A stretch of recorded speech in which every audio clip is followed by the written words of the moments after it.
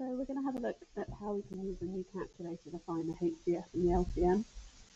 Obviously this is only on a calculator paper, but if you go into calculate and then into catalogue, go down to numeric calc and go across, then you can see we've got two options. We've got GCD.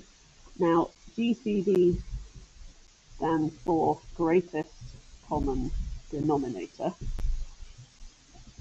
which is the same as the HCF. And then if we select go across or press execute, and it will open up a bracket and go GCD and opens the bracket.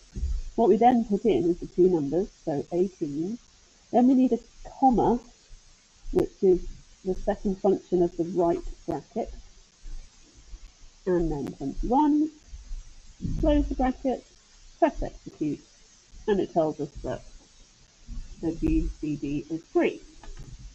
If we want to then find the lowest common multiple, catalogue, numeric calc, LCM, and do the same. So 18, shift, comma, 21, close bracket, 126.